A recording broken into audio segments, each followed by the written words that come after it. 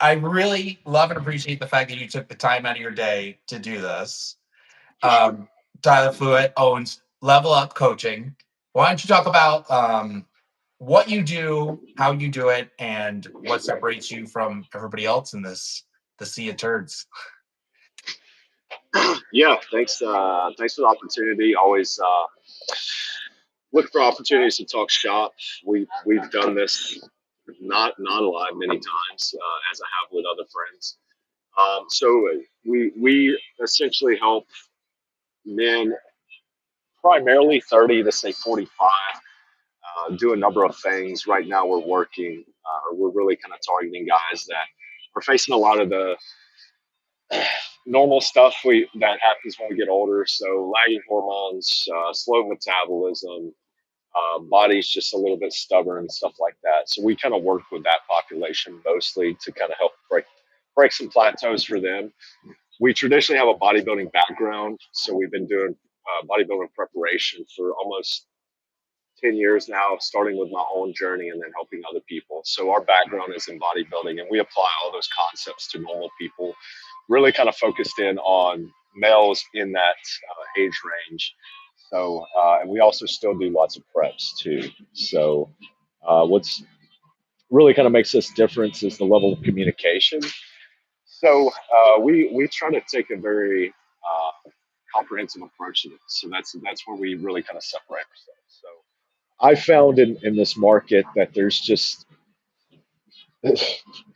not enough explanation, there's not enough coaching, there's not enough back and forth, there's not open venues to communicate concerns and questions and things like that. I've worked with coaches in the past that are just like, dude, shut up and do it. You know what I mean? Oh yeah. Um, so I wanted to create a product where we really had dialogue with our clients, and we, essentially were the administrators of their health, essentially, in the scope of fitness and diet.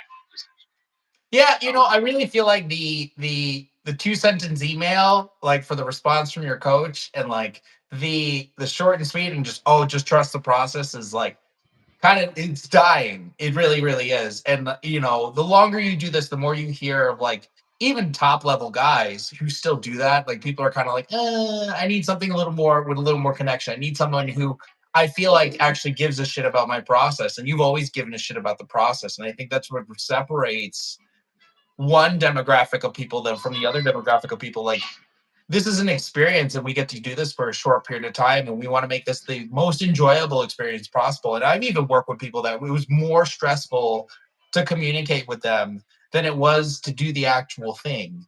And so inevitably, if you're able to make that like a super smooth and super just like a communicative and cooperative process, it makes it enjoyable for everybody, you as the coach and the athlete as well. And you can feel that, you can see that in the athlete, right? If you can keep cortisol low and like it feels like a team and it feels like a cohesive thing, you're going to pull the best things out of the athlete, right?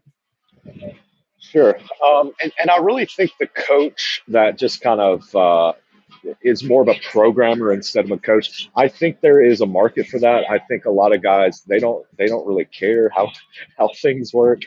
And a lot of actually like higher level athletes are like, dude, I don't even care. Just give me what I need to know. That's just traditionally not been our market or our style of coaching.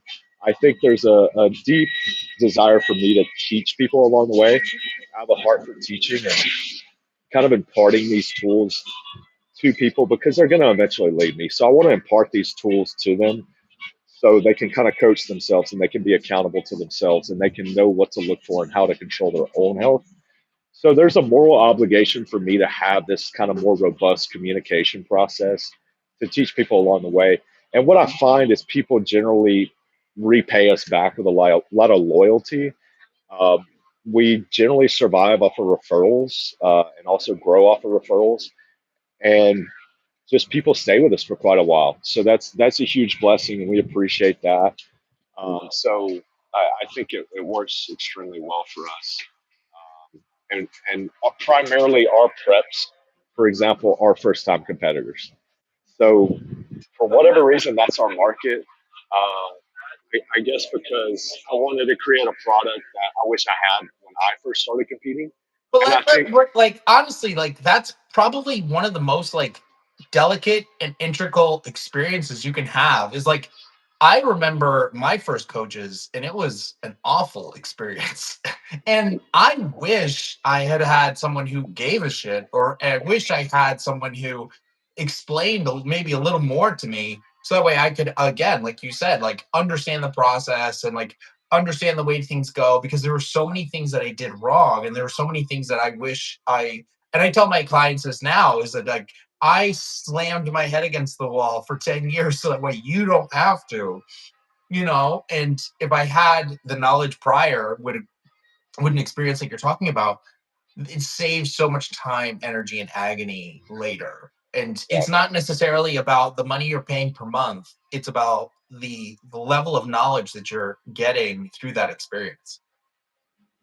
yeah, it's very much a cheat code, um, and you're paying for that experience or those shortcuts, if you will. Um, you're paying me back for all the hard lessons I've learned to figure out how to do this.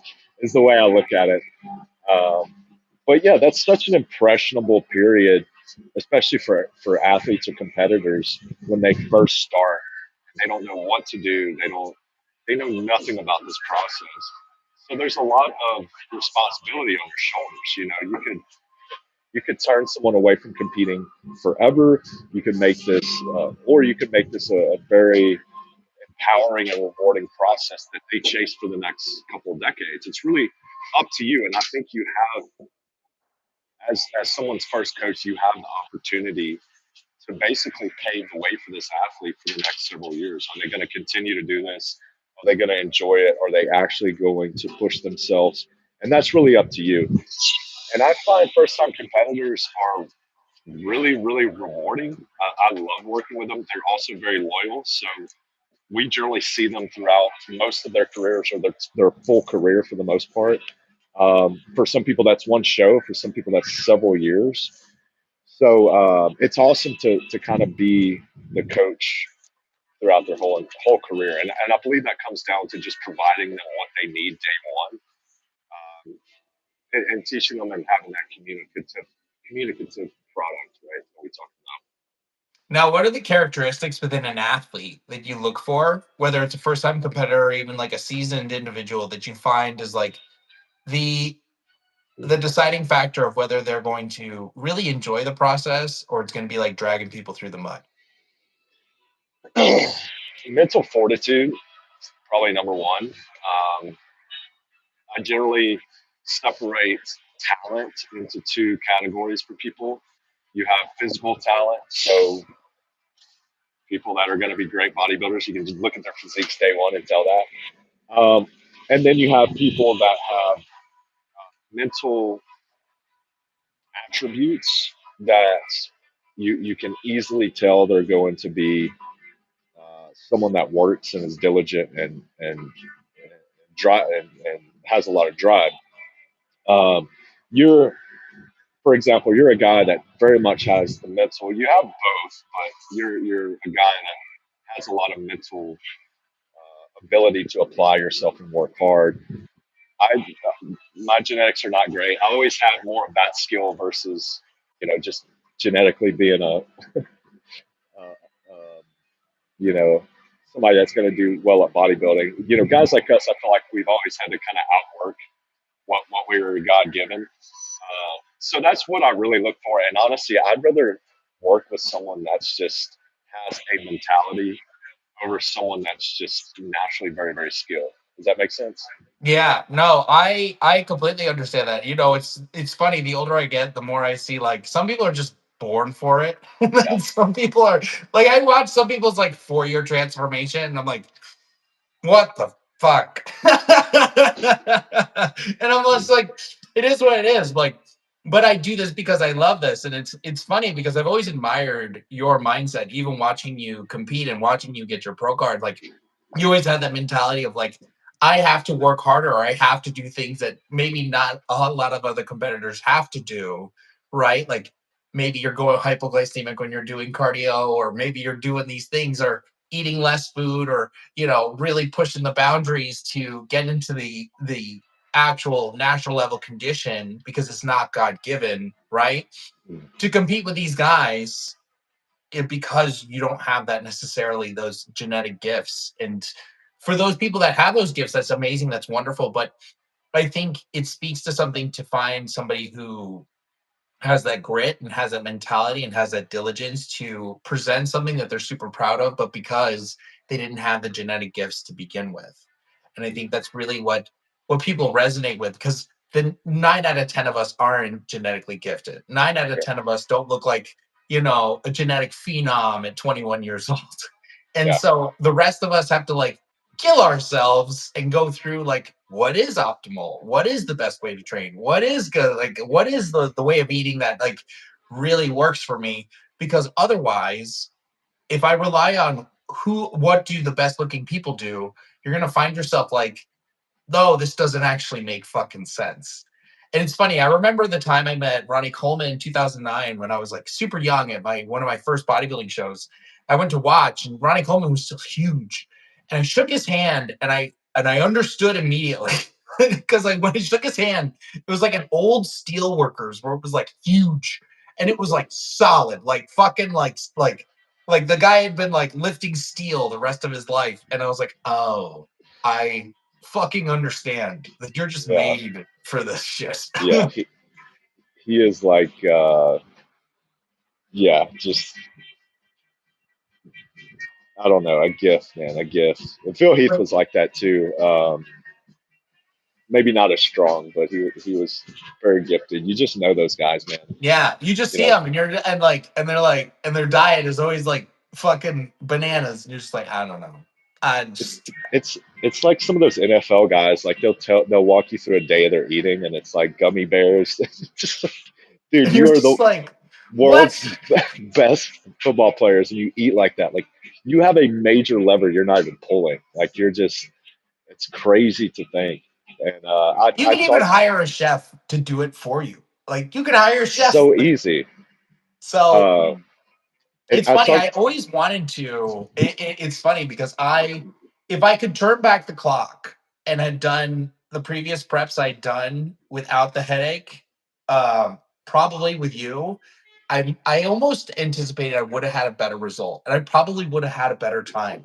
Because again, like we go back to like the old school way of coaching, which is like shut up and do the process, and like everything's very nuanced, and it's like, oh, just like we're going to do a refeed this day and you're just going to eat to satiety. And eating on satiety when you're in prep is like, what is that? There is no satiety. There's So, no limit. Yeah. and it's funny because like there's so many things now that I look back on because I journal everything, and I have a digital journal that has like every single diet and workout and everything since like 2011. And sometimes like old posts will come back up and I'm like, what was I thinking? Like, why didn't I have like, but you have the haze of, I have to just execute. I have to execute on this, right? And it's funny because there were so many times I watched you through your process and everything just seemed so efficient. And we've all had bad coaching experiences. We've all had experiences that we wish we could take back. And you've even referenced like, yeah, I liked working with so and so because of this, but I liked better doing this, that. And I think you found a happy medium towards the end, right? So, what are the major takeaways, or what are the things you find that are the best attributes in a great coach now versus maybe 10, 15 years ago?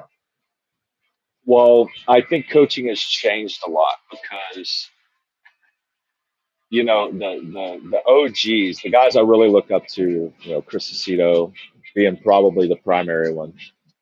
Um, these guys used to fax over.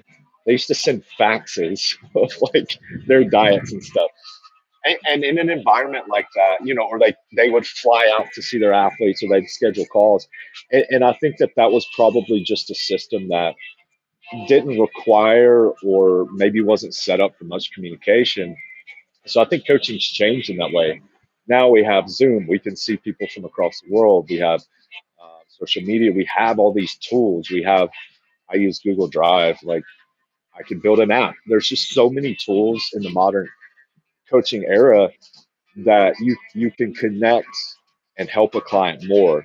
So I think with those new abilities comes a higher level of coaching or a higher expectation for coaching. So I try to exploit that. I try to create the best product possible. As far as what you know, a great coach for one person is not a great coach for another. I've worked with coaches that have turned, I don't know, hundreds of pros. They weren't a great coach for me. I've worked with guys that on paper seemed like they would be great coaches. They just didn't jive. So a Yeah, couple of things that is important for me. Number one is whatever level I'm on, you treat me the same as everyone else on your team, and that's something that I try to. My overweight soccer mom, I try to treat them exactly like my guys going to nationals. Right? I try to make sure that they get equal energy. Right. So if I can tell, you're really focused on your pros more, and I'm an amateur, that's a big red flag for me. I heard Um, a top level coach had that issue because he had a guy who qualified for the Olympia, and you would think this wouldn't happen in like the higher up levels. And I literally heard this from first like his words specifically, and he was like, "Yeah, he was too focused on so and so that he didn't even really like give me any the time of day." And I was like, so it dawned on me so much, and was like, "Wow, like this happens at every level. Like this literally happens at every level." which is fine. But if that's going to be the case, then lower your roster, right?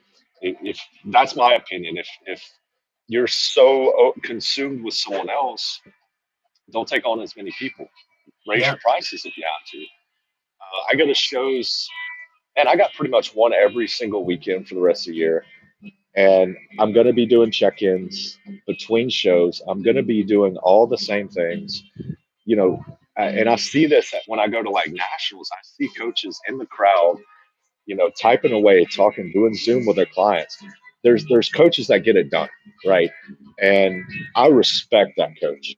dude, But I fucking love that. And it's like that is the dream, right? That is the dream, is to like help other people, bring the best out of athletes, but work. They say like you work for yourself, like you can work whatever you want, but you love it so much that you can work all the time, and it doesn't feel like work. Like my wife actually got mad. She was like, "Oh, let's go to Colombia together." I was like, "Yeah, sure." Da, da, da. And she like her idea of Colombia is like just laying on the beach for 8 hours. I was like, "Yeah, I'll bring my laptop and I can get shit done." It's just like, no, we're not going if you're gonna work. And that's like, well, if you're asleep, I'm gonna work. yeah, yeah.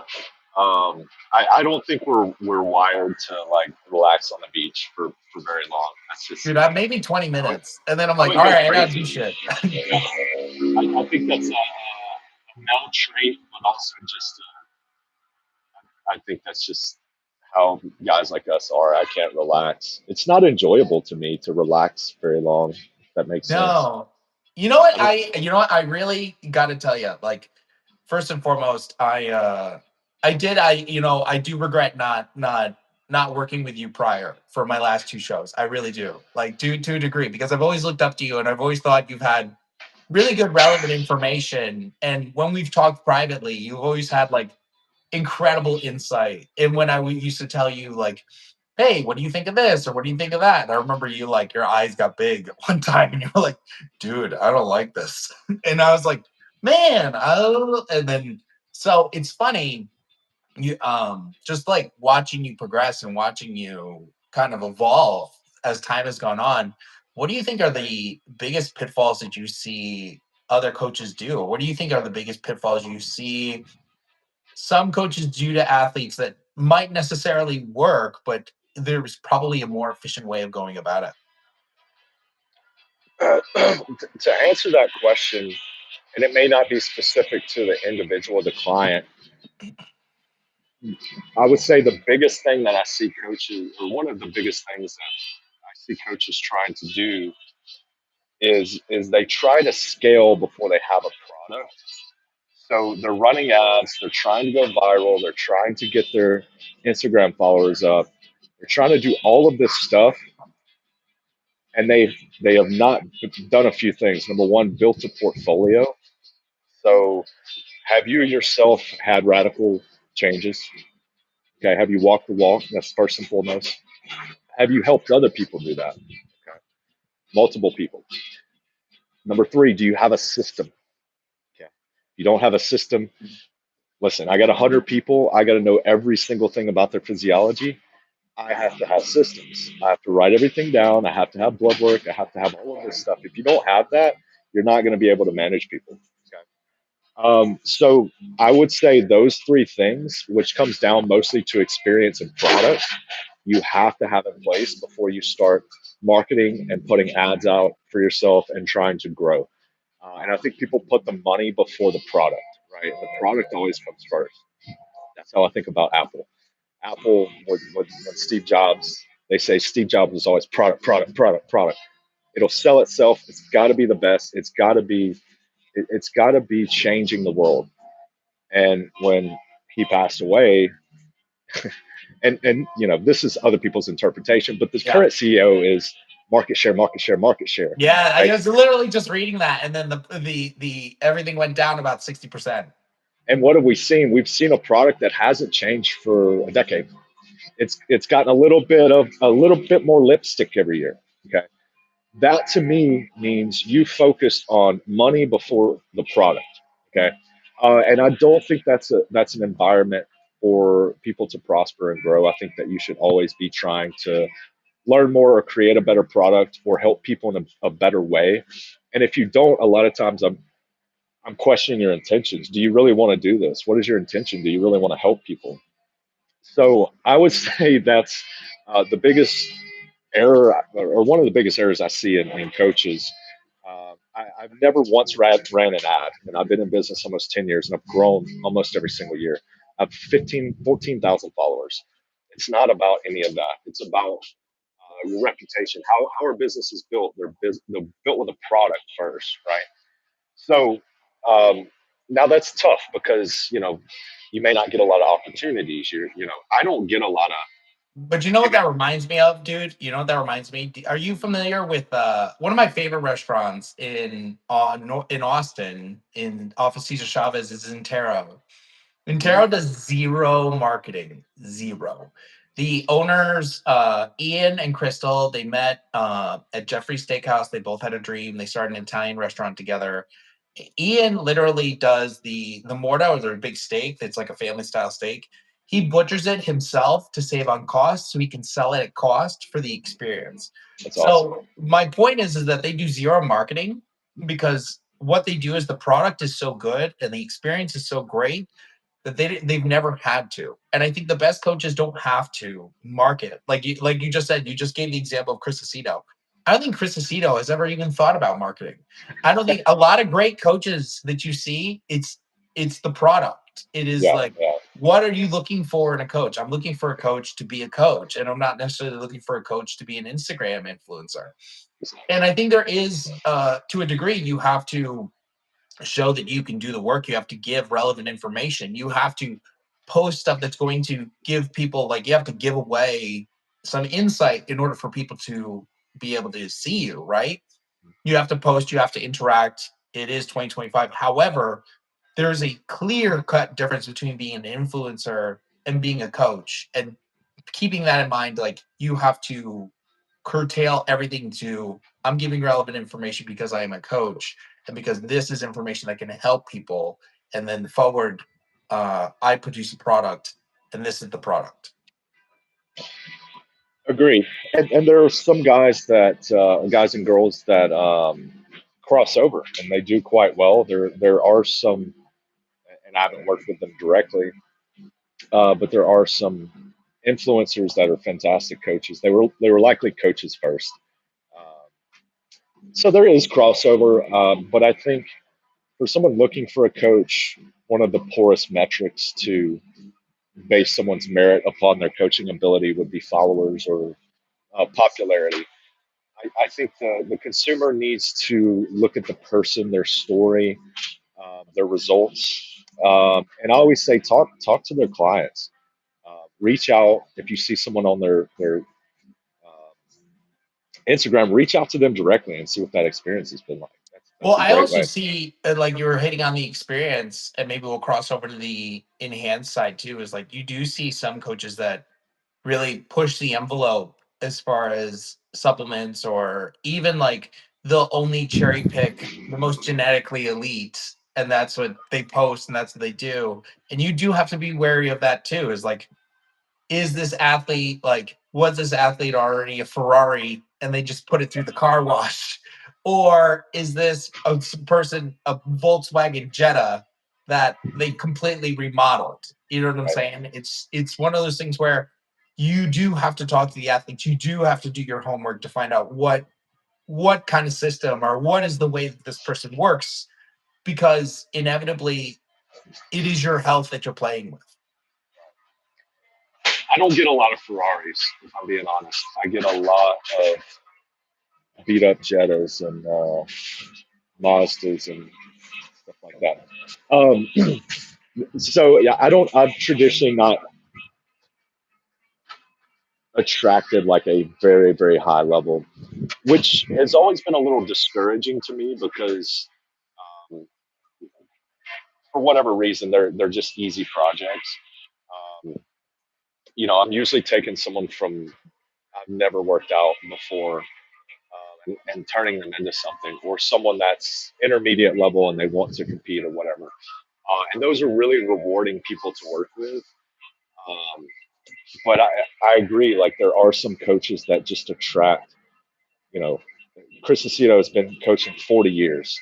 He picks who he works with, right? You don't just pay him to work with him. And there are some people that have positioned themselves in the market like that to where, they may just be advertising their Ferraris, or that may just be all they get. I think a good metric for coach isn't necessarily, what do their athletes look like, but how far is each individual come? Like how big are the transformations? And how consistent are the transformations? One transformation or posting the same person over and over and over, you know, because they went viral is one thing, but showing people of different backgrounds that have tremendously changed their physique consistently, like every week, twice a week, and not repeating people. That's what I focus on. And they may not be IFBB pros, but they're people that drop 20 pounds. That was their goal to drop 20 pounds. Yeah, like Um, I think it also like those are the biggest. When I'm able to, I actually just had a woman who, when you see the 2 month progress or when you see the 6 month progress, and it's like night and day, and it's like it's just so rewarding, and yeah, they feel better, they're healthier, like it's not at the detriment of their health or their sanity, right? And you see them and it's just like it's just overall a super positive experience mentally and physically, and it's just that is the most rewarding part. And it's not the most rewarding part. Some competitors are great, competitors are wonderful, but if you can really impact someone's life and be of service, right, be of service to other people, that's essentially what is the most fulfilling part of coaching. I mean that's why we exist to serve other people. Um, it's important to always put that first, I believe, and things like money will take care of themselves. Yeah, But yeah, I think there is a lot of money in the space, but I think, even when you're starting, money you do have to have money to survive, right? But that's why you can't go all in.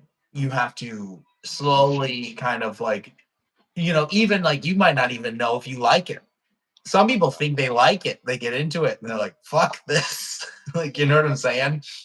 And you do have to deal with people's like not everyone's going to be sane. Some people are going to have weird tendencies. Some people are going to be emotional eaters. Some people are going to be, you don't know. And so it's inevitably like you're also their confidant. You're also, to a degree, like the way you respond to people matters. You can't have an off day. You can't like, you can't ever be, if you feel like your mood is off or you're going to be snappy, it's almost better to not respond at all and just wait than it is to because your natural instinct is to respond, and right. it is to be emotional. And as a coach, you cannot be emotional. You have to be objective all of the time. Yeah, yeah. It's taking practice. Your initial words are usually not. They're usually from emotion, and I've found that I have to let that dissolve in a way before I approach it rationally. Which a lot of times means I'm going to get to your check-in not first. I'm going to get it to you at my deadline, so I can think about this and let these feelings, uh, you know, leave, or I can process them to give you an objective and not, not be a jerk or go off on you. And sometimes you got to, you got to go off on people that, just, I don't know, some people that they're capable of more, and they've never had a foot in their ass. Every once in a while, you just gotta You know, kick them in the I've ass. never had that experience. I, I, I, I've never had that done to me where a coach had to be like, "Hey, you need to push." It's always been like, "Dude, like you need to Well, fucking relax." you're a different, you like you said, you're a guy that works hard, right? I've been on check-ins, and my wife's like, "Do you talk like that to everybody?" I'm like, "No, I talk like this very rarely to people that I believe have more potential than they're presenting, and they're My giving wife. themselves It's so funny you brought that up. excuses." My wife was literally doing the same shit. I have one guy where I was like, I gotta fucking rip into him, and he loves it, and he knows me. And my wife asked me, she's like, "Why don't you talk to me like you talk to your clients?" And I go, "Because we get divorced." Yeah,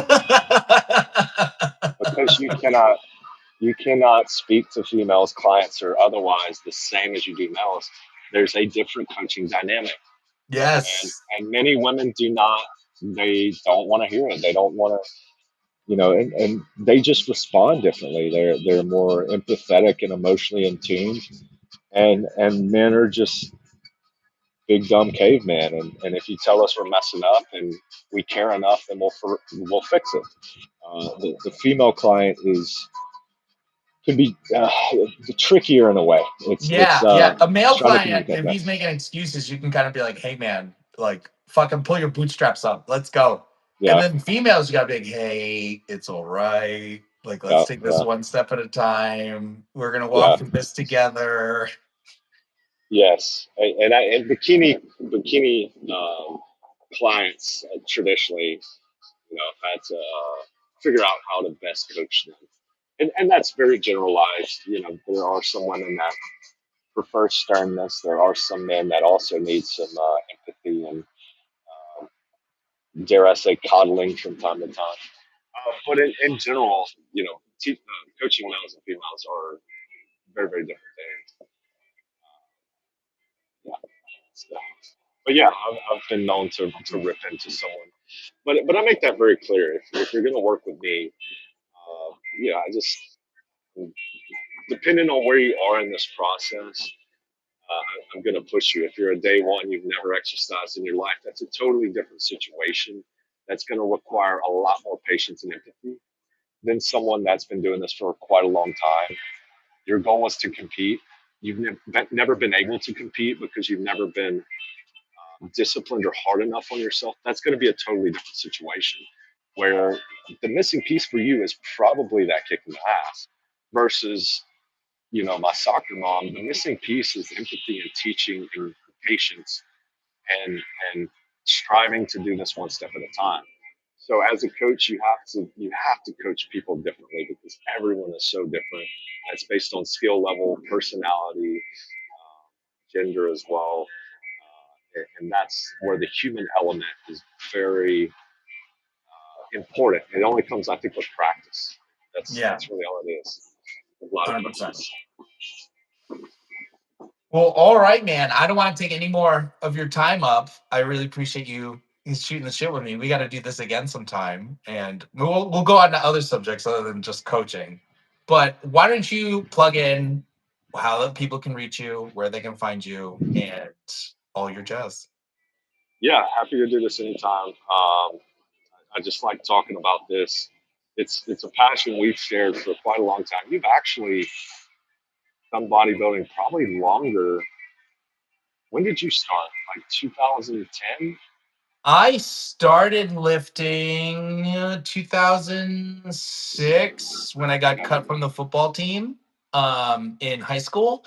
And because they said I just wasn't physically ready. And so then I started lifting with the New York State Troopers. And then I met Gerard Martin, who was a sponsored athlete for Muscle Tech, and then I studied him. I was like, oh, I'm gonna train just like that. And he was a big RDL guy, and he was like, fucking, heavy metal, like you're bare bones, like your old school kind of training guy. And then I did my first show. I prepped myself for my first show in 2009 because I was working at a Red Robin, and my manager said that I was a husky kid and I'd always be a husky kid. And then I was like, "Fuck you, man!" So then I dieted on chicken, sweet potato, broccoli for 12 weeks. I lost 50 pounds and did a show. I looked like dog shit, but I didn't know what I was doing. And then my second show, 2013, I met Gabriella. Gabriella was a training partner of Iris Kyle, and she got me peeled out of my fucking mind as a natural. And I won my class in that show, but I was tiny. I was like 175. And then after that, I took a break and I did powerlifting till 2017, 2000, strongman and powerlifting. And then I won a strongman show 2018. After that, I moved to Austin. And when I moved to Austin, I met Ed Brown. And then Ed Brown was like, dude, you got a body belt. Like, you're fucking made for this shit. And then I just didn't want to get injured powerlifting because it started to get to the point where I was like, man, like I got to fucking squat 500 or 600 pounds. Like, I don't want my back to go out. And so then I went to bodybuilding. And then it was just kind of trial and error from there. So like 2018, 2019. Yeah, so we started lifting about the same time, 2006, I believe, is when I started getting consistent. So yeah, man, we're unks now. We're unk status. So, but yeah, man, we've always had a lot in common. I appreciate that. So, You're always but fun yeah, to. You're always great to train with. It was always very insightful. I always learn stuff when I train from you. Like I learn a lot. thanks, appreciate it. Yeah, like I said, I haven't been genetically it's extremely gifted, so I think I've had to exploit so many little things and learn. And I've always been smarter than I was a good athlete. So I think I've leverage intelligence and more just intention other than anything other than talent. And also I thrive off of being an underdog. I love being an underdog. I've been an underdog my whole life. So anytime I'm facing that environment where I'm not supposed to win a show or I'm not going to win a show or whatever the case may be, that's really where I thrive. So I think those two things have really helped me probably be a better bodybuilder than I was supposed to be. So Well, you at least got your pro card. You know what I'm saying? Like you at least fucking did the thing. that's all I want. I didn't care about Olympia. I didn't care about making money. I just wanted to go pro and prove that to myself. It didn't matter the division. It just had to be in the IFBB Federation, you know. And once that was accomplished, a lot of the fire dimmed, and I was like, all right, time to pack it up. I paid my dues. I put my time in. Did a pro debut, but it was 7 years, man. 7 years of consistent, 20 competitions straight back into an off season. No rest, just back and forth, back and forth. But I'm very thankful I had the opportunity to do that. So, I know that you're flirting with the idea of doing it again. if I have a family, possibly. I mentioned on Instagram that I've been off of testosterone for over a year and a half, and I've been pushing my body weight up. It doesn't look as good as it did when I was using testosterone, um, but I'm getting kind of close to like my body weight for when I was on, like pushing my off seasons, like 240. So I was like, man, maybe I should do it again as a natural. Um, and just get mopped. Like I'm gonna get mopped in physique, classic physique. It doesn't matter. It's in the IFBB. I'm not gonna win these shows as a natural. Like I'm very aware of that. But there's something to the resilience to come back naturally, to get over that hump of not using steroids or testosterone anymore. And I think that could be a great story for a lot of people. I think it could be a lot of hope because people they think if they get off of testosterone, their life is going to be over. And I think that may be a good example to set and show people what they're capable of, or what's possible without necessarily using testosterone. Like, you can get really big without drugs. Like, you can get really lean without drugs. It just takes a Dude, long the time. leanest I ever got was that without anything. That I was the was, leanest yeah, I ever got. And it was insane. I had IFBB pros coming up to me being like, how the fuck did you get that lean? And I was yeah, like, I don't know, chicken and potato, dude. yeah. Just hours of cardio. 2017 and 2023 were my leanest looks. 17 was my first national show, completely natural. 2023, I went pro. But in 17, I was completely natural. And that's possibly the leanest I've ever been in my life. But it was both of those years were freaking grinds. Like, dude, just, you know, Do the you think, hardest. I had I did ask Mircha Balaj this yesterday, and I wanted your input on this as well. Do you think that the androgens actually take away from definition, or do you think it's just the estrogen that takes away from the definition? Because you do see plenty of people come in peeled, right? But you do see natural guys have that certain level of separation that's like bananas. Is it necessarily like a deficiency in hormones, or is it just the overall androgen load? I mean, that's a good question. I mean, we know there's kind of two ways to look at androgens. Like, we use this androgen for this look, which is kind of, that's kind of bro down, but there's something to it. And then, using androgens like in a more scientific way. I'll tell you this: when I went pro, was also arguably the leanest I'd ever been, and I used probably 1.2 to 1.3 total grams of all androgens, which is not It's low. moderate. That's I about mean, the it's average. moderate, yeah. Um, Does that include orals? yeah, I think yeah, orals. Um, but I mean, the difference between those 2 years, in 2017, I did interval cardio. I mean, I basically was doing like an hour of hit a day. What the It was fuck? yeah, like my heart rate would be like 190, and then it would come down to like 160, 190. I would do that for an hour, like absolutely insane. Um, and then I would do hit after my workout. And Fuck. I came in springy. I was overworked and I burned muscle off, but that was, I was very early into it. I didn't really have that muscle mass to begin with.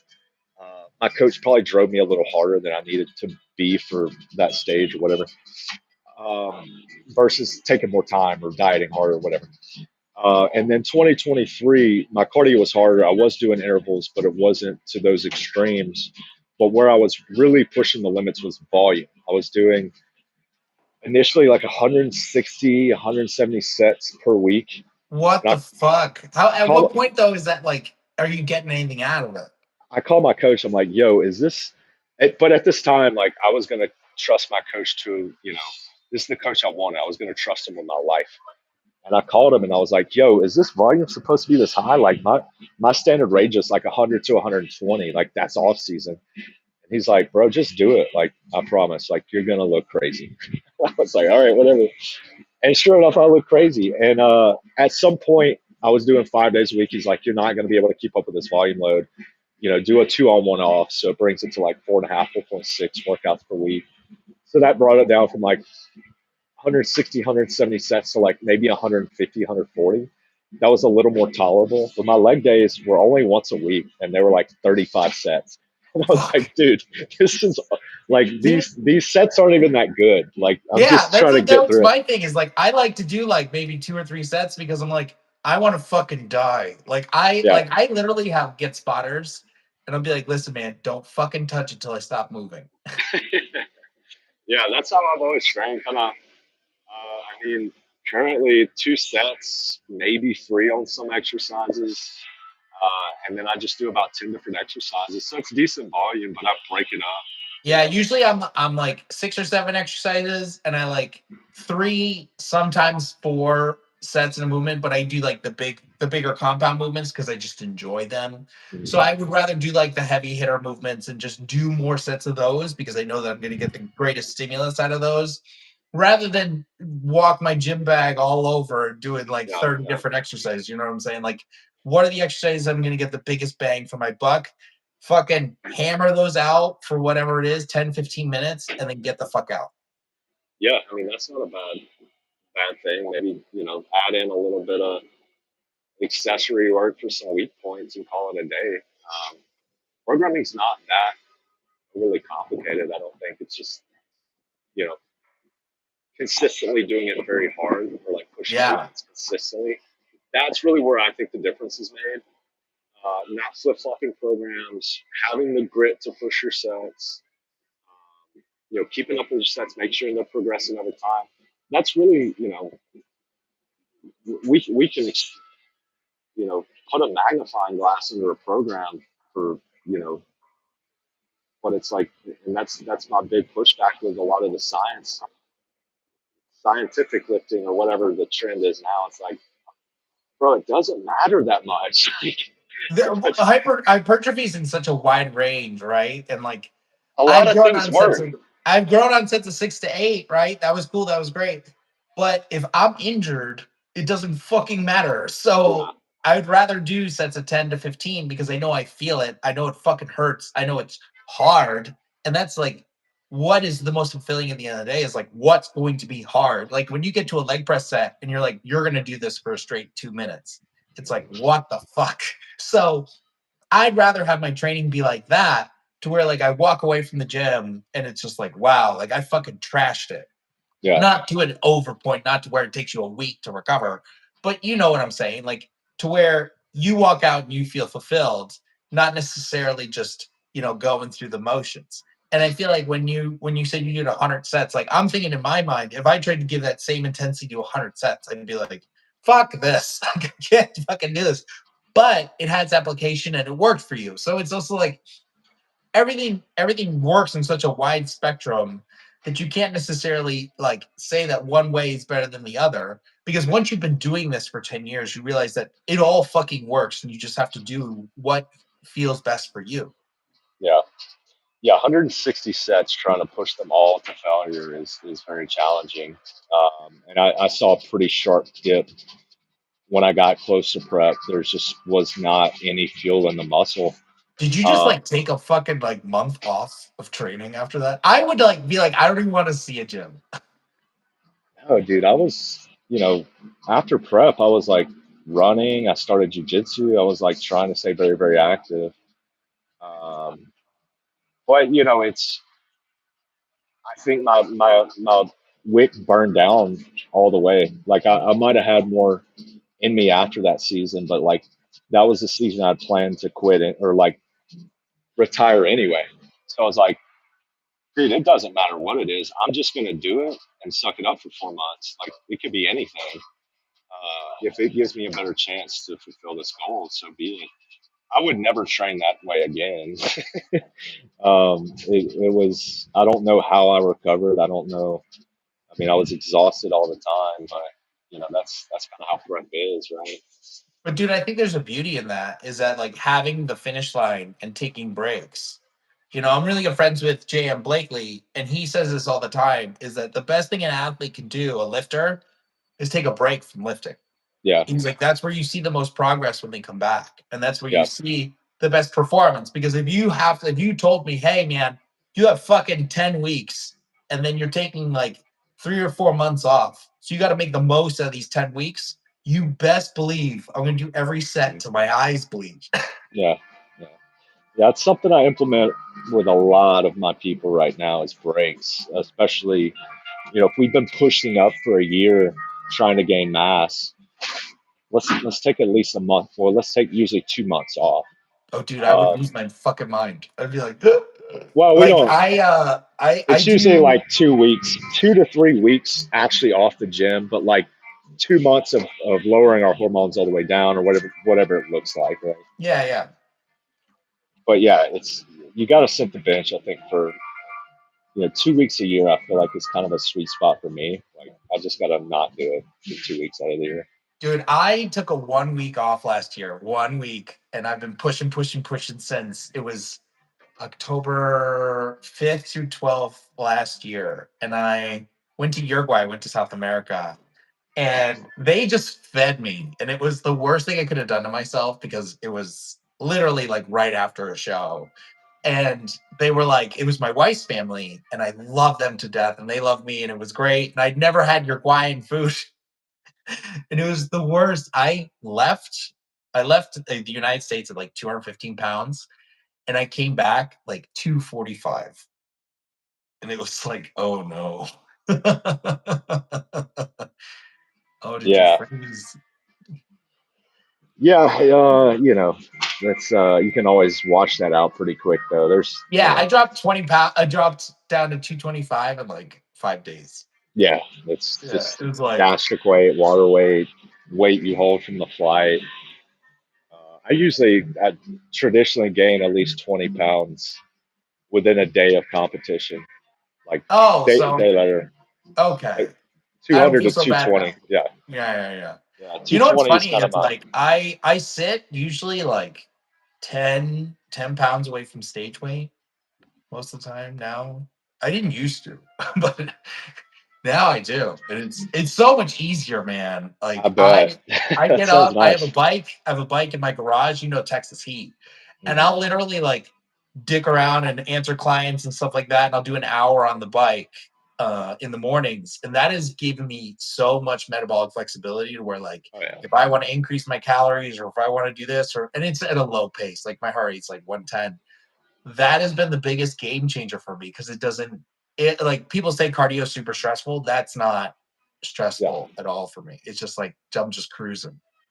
yeah. And you'll probably keep them water weight off of you. And there's something I can't explain it, but there's something to having no water weight on you and staying leaner and being more flexible with your diet. And it's so much more conducive to growing muscle. It's so much more conducive to dropping body fat. And it, in and of itself, is not either of those things. It's just when you don't have excessive water weight or inflammation, your body just works so much better and so much faster. So, I mean, even if that's like, light cardio, maybe a little sauna each day, there's something to it. And I haven't, quite figured out scientifically what those connecting points are. I've seen it with clients. Like I've Yeah, seen it with I've seen that myself. too. My best, I like it's funny. This last phase, I was like, oh, I'm gonna try and get as lean as I can. And I did almost like a maintenance diet, but I was putting on tissue and but staying very lean. And I was like, well, I'm just gonna ride this as long as I can. And I'm not gonna change shit because I'm able to have like a little this or a little that on the weekends with my wife, but my core diet stays the same 6.5 days a week. My training and my cardio is fantastic. My cardio is a little high, but I like it that way because then I'm eating between like 3,500 and 4,200 calories a day, and I'm not starving on that. Like I'm good. Like I don't want to eat.